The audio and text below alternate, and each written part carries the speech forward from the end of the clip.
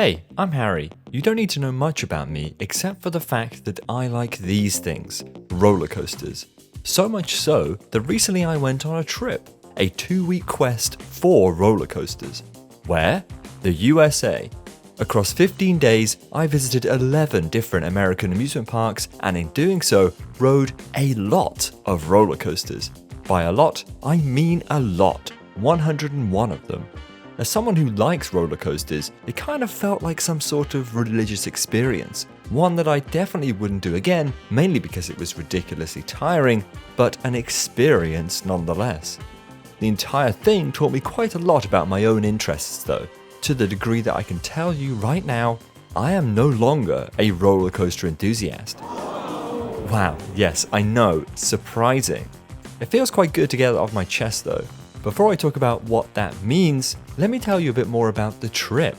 We first started off in Virginia at King's Dominion, followed by Busch Gardens Williamsburg, Carowinds, Dollywood, Holiday World, specifically for Hollywood Nights, Kings Island, Cedar Point, Knoebels very briefly, Six Flags Great Adventure, Hershey Park, and finally, Dorney Park.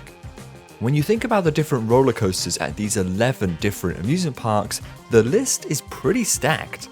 There's Intimidator 305, Fury 325, Lightning Rod, The Voyage, Orion, Steel Vengeance, Maverick, El Toro, Skyrush, and much more. If you've not been on any of these, I can confirm for you right now that they're indeed pretty good. I rode 4 of the world's 6 gigacoasters, 5 different RMCs, 5 B&M hypercoasters, and 6 B&M inverts. Of those 101 individual roller coasters, one of them became my new favorite too. Pretty crazy. One thing I noticed throughout the trip was the importance of atmosphere. Not the ride at Leesburg, but the positive vibe, the excited mood, and the general pumped up feeling in the air. Atmosphere can play such a critical role in rides. While waiting for a roller coaster, you should be excited, ready to begin the ride, all before you start a nerve-wracking climb up a lift hill or a terrifying high-speed launch. In either case, you need to be excited to ride before you ride the actual ride. I encountered 3 types of atmosphere building while in the States. Each made the individual roller coaster shine just a bit brighter than it perhaps would have alone. The first was hype from the ride's staff. Fury 325 at Carowinds was a fantastic example of this. Ride Op Chiz was constantly shouting down the mic. He was excited, he was motivated, and boy was he buzzing. This only ramped up as he got closer to the last ride of the day. That kind of excited energy is contagious. It rubs off on you. You sit down feeling the thrill before the thrill has even started. Similarly, the exact same buzz and vibe can be created by the riders. This is something I experienced countless times while riding The Voyage at Holiday World during Hollywood Nights.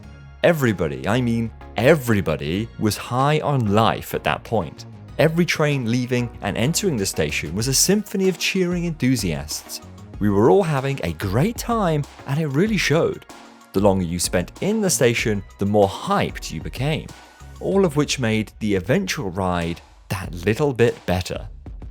The first 2 examples are people-focused. The last is ride-focused.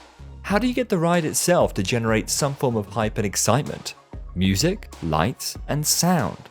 A combination of these 3 elements will produce ambience.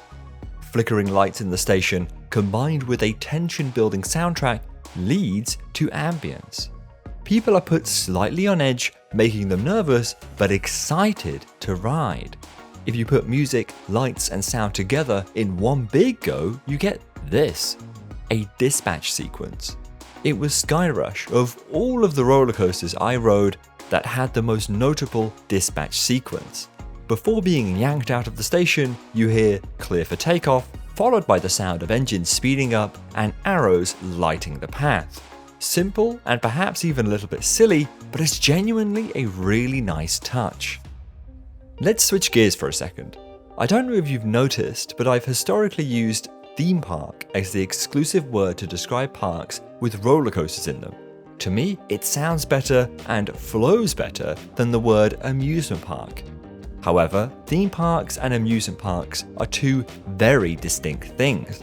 Of the 11 parks featuring roller coasters that I visited, only 2 self-describe themselves as theme parks. That's Dollywood and Busch Gardens Williamsburg. Dollywood is a theme park nestled in the beautiful Great Smoky Mountains. It's less about the rides and more about the general experience. The park has countless rides for everyone: young children, families, and thrill seekers. There's a train, a dark ride roller coaster, Blazing Fury, and of course, very good food. Busch Gardens Williamsburg shares many of the same features. It too is picturesque, hiding atop of the Rhine River within a forest. Because of that, some of the park's sightlines are genuinely incredible. Busch Gardens Williamsburg is themed to the countries of Europe, covering England, Scotland, Ireland, France, Germany, and Italy. It also has a mixture of rides for all ages, but less so than Dollywood does. It's their appeal that makes these 2 theme parks stand out against the remaining 9 amusement parks. You go to Cedar Point for the roller coasters. The same could be said for Dollywood and Busch Gardens, but it's more than that. Those theme parks are more than just roller coasters. In my head, it's easier to summarize the differences by saying this: Dollywood and Busch Gardens Williamsburg are great parks to spend time in. Not necessarily to cram in rides, but just to exist, to vibe, to relax. The same cannot be said for the vast majority of the amusement parks I've visited. Each has its merits, for sure, but most are busy, obnoxious, and a little bit barren. Why am I talking about all of this? Well, it's a very long-winded way of saying that I found visiting US amusement parks to be a bit of a culture shock. I'm used to visiting theme parks. I live in the UK and have mainly spent my time visiting theme parks across Europe. Parks like the Efteling, Europa Park, and Portaventura. Before this trip, the only parks in the US I'd been to were the likes of Disney and Universal in Orlando, plus SeaWorld and Busch Gardens there too. In my head, a park with roller coasters in it is one that focuses on the experience. The rides have atmosphere and the guest perspective has been thought about. That seems like a silly little detail, ride atmosphere. A good roller coaster is a good roller coaster, no? Well, yes, but also no. Any roller coaster experience can be elevated by a well-presented station building, some themed audio, and a tolerable queue line. Take Project 305, or what's left of Intimidator 305. It's a menacing ride, but boy has it got nothing going for it. You head through a concrete tunnel and join a cattle pen queue line, which leads to a bare station building. There is the old "Riders Start Your Engines" audio, but it was pretty inaudible when I was there. This is one of the tallest roller coasters in the world, and there's no buzz, there's no hype, no anticipation. Imagine a queue line soundtrack that gets more intense the closer you get to the ride. Follow that up with tension-building station audio and a menacing sound sequence upon dispatch. Simple changes that make a huge difference. The thing is, this isn't a ride-specific problem, it's a park-wide problem. Most of the amusement parks are not designed with humans in mind. Huge open stretches of wide concrete paths are insufferable in the hot weather, they feel like they take ages to walk up and down, and are just boring to look at. The same goes for most of the queues. Huge cattle pens playing pop music with fun TV scattered around. There's a 50% chance you'll be shaded with fans, and even then, the fans are unlikely to work. Then there's the ride lineup. If you like the biggest roller coasters on earth, then you're in luck. These amusement parks are full of amazing, best-in-class thrill coasters, many of which have risen to be some of my favorites. If you don't want to ride huge thrill coasters all of the time, then you, my friend, need to be a small child. Literally. These amusement parks seem to cater either to thrill seekers or families with small children.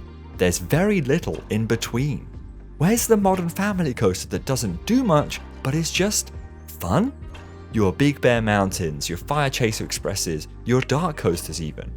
Don't even get me started on dark rides. Aside from shooting 2D cardboard cutouts, they practically don't exist. The best theme parks in Europe are built on variety, rides for all the family.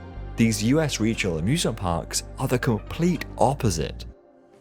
What I'm trying to say is that I had a realization while on the 2-week trip. I'm not a roller coaster enthusiast. I'm a theme park guy. I like roller coasters, but I love good theme parks. And you know what? That's probably a good thing. I have direct access to some of the world's best, smaller scale theme parks. That doesn't mean you need to be a theme park person too though. I can completely understand the exact opposite point of view. Maybe you absolutely adore roller coasters, so much so that you practically ignore the park and head straight for the next large-scale ride. I'm also aware that visiting 11 amusement parks and theme parks for 15 days in a row is not normal. The average person doesn't visit that many parks in one go and therefore doesn't pick up on every tiny imperfection. But after 15 days, what is perhaps a small grievance becomes incredibly frustrating. The places we visited weren't bad, they're just not my kind of thing. It also doesn't mean that I'll be changing my name to Theme Park Bot anytime soon. Roller coasters are the main attraction of theme parks and amusement parks. You're still watching CoasterBot, and there's a whole lot more roller coaster specific content to come, just perhaps with a little extra theme park stuff thrown in there too. And that's it, that's the video. I've been enlightened. I'm a theme park guy, and it only took 11 different parks and 101 roller coasters to figure that out. Thank you for watching, subscribe if you enjoyed it, and I'll see you all next time.